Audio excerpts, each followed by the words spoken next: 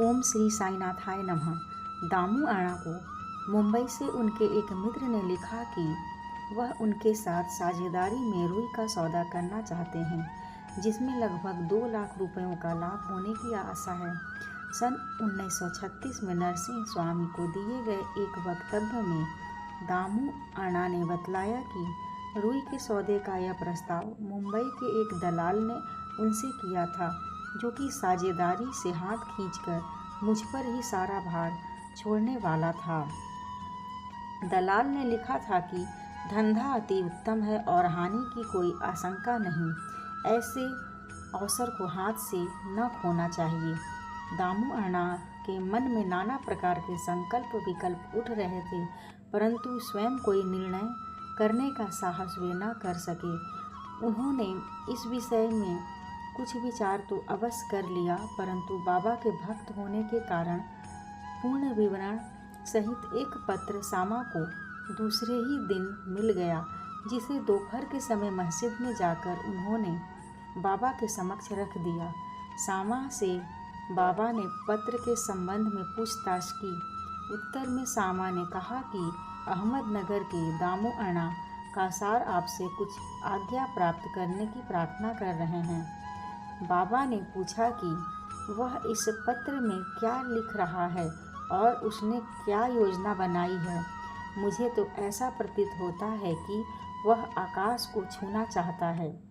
उसे जो कुछ भी भगवत कृपा से प्राप्त है वह उससे संतुष्ट नहीं है। अच्छा, पत्र पढ़कर सुनाओ। सामा ने कहा, जो कुछ आपने अभी कहा वही तो पत्र में भी लिखा हुआ है। हे देवा, आप यहाँ शांत और स्थिर बैठे रहकर भी भक्तों को उद्विग्न कर देते हैं, और जब वे अशांत हो जाते हैं तो आप उन्हें आकर्षित कर किसी को प्रत्यक्ष तो किसी को पत्रों द्वारा यहाँ खींच लेते हैं। जब आपको पत्र का आशय विदित ही है तो फिर मुझे पत्र पढ़ने को क्यों विवश कर रहे हैं। बाबा कहने लगे कि सामा, तुम तो पत्र पढ़ो, मैं तो ऐसे ही अनाप शनाप बकता हूँ, मुझ पर कौन विश्वास करता है। तब सामा ने पत्र पढ़ा और बाबा उसे ध्यानपूर्वक सुनकर चिंतित हो कहने लगे कि मुझे ऐसा प्रतीत होता है कि सेठ दामू अणा पागल हो गया है। उसे लिख दो कि उसके घर किसी वस्तु का अभाव नहीं है, इसलिए उसे आधी रोटी में ही संतोष कर लाखों के चक्कर से दूर ही रहना चाहिए। सामा ने उत्तर लिखकर भेज दिया, जिसकी प्रतीक्षा उत्सुकतापूर्वक दामू अणा कर रहे थे।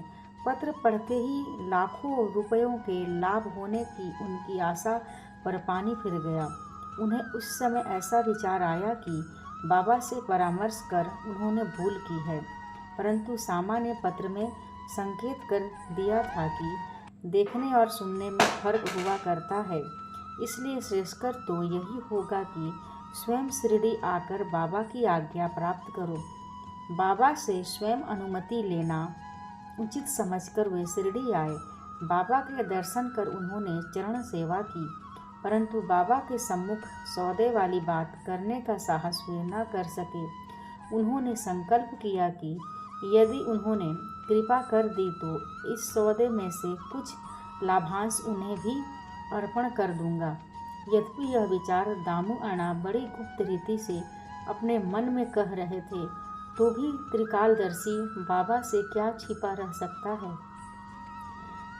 बालक तो मिष्ठान मांगता है, परंतु उसकी माँ उसे कड़वी औषधि देती है, क्योंकि मिठाई स्वास्थ्य के लिए हानिकारक होती है, और इस कारण वह बालक के कल्याणार्थ उसे समझा बुझाकर कड़वी औषधि पिला दिया करती है।